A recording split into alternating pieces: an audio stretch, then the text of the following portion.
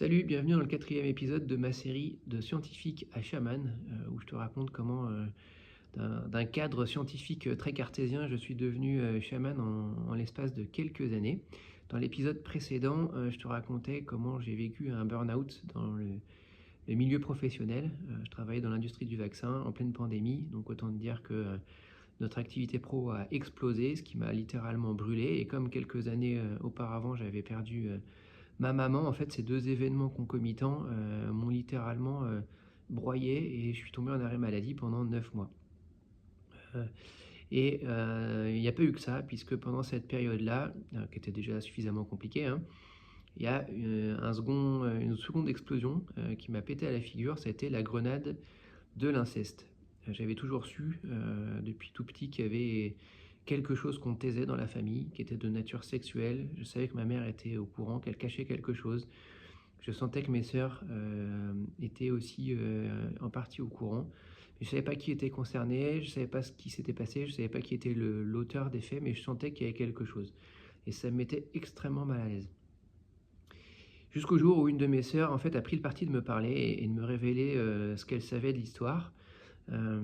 Et en fait, en faisant ça, elle m'a fait le cadeau de la libération, puisque de connaître l'auteur des faits et de connaître la nature du secret, qui était effectivement quelque chose de nature incestueuse, je me suis quelque part inconsciemment autorisé à libérer ma propre mémoire traumatique, qui était enfouie bien au fond de mon cerveau, qui s'était mis en mode sécurité depuis tout petit, ce qui explique d'ailleurs pourquoi j'ai très très peu de souvenirs d'enfance. Euh, et donc, avec l'aide d'une amie hypnothérapeute, on a fait une séance et ça m'a permis de libérer ma mémoire traumatique les souvenirs en fait liés à ce que j'avais vécu moi-même sont remontés. Et effectivement, j'avais bien été victime moi aussi d'inceste. Mon grand-père maternel m'a abusé au moins 2 fois quand j'avais 4 ou 5 ans. Euh, et tout ça est remonté. Là où j'ai eu énormément de chance, c'est qu'à cette époque-là, euh, j'étais en parallèle dans une école pour devenir coach professionnel. Et dans toute bonne école de coaching, on te demande en parallèle de suivre une psychothérapie, ce que j'avais engagé. Et donc, quand la grenade de l'inceste a explosé, j'étais suivi et bien encadré par une super psy. Et tous les deux, on a fait un excellent travail en fait de remontée et de traitement en fait de cette mémoire traumatique et pour arriver à la solidifier, à m'éviter de me brûler complètement et à remonter la pente. Et donc là, effectivement, à cette époque-là, j'ai touché le fond. Et c'est à ce moment-là que le chamanisme a refait son apparition dans ma vie. Il avait déjà été mentionné à plusieurs reprises par divers médiums que j'avais croisés auparavant. Ça revenait sans cesse, jusqu'au jour où ma propre marraine, qui est issue de ma famille, donc une famille de confession catholique, et à qui j'évoquais en fait ce que je vivais avec l'inceste et avec les contacts invisibles que je vivais, m'a dit mais tu sais, tu devrais t'intéresser au chamanisme, je te verrais bien là-dedans.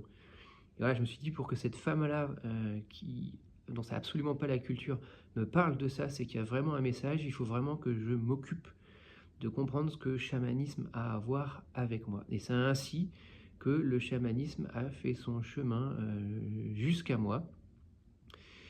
Assez rapidement, j'ai fait un salon bien-être dans la ville de Rouen, où j'y présentais mon activité d'accompagnement par le coaching. Et il se trouve que ma voisine d'en face, qui elle-même était dans le milieu du bien-être, on s'est mis à discuter et je lui ai parlé très spontanément de chamanisme.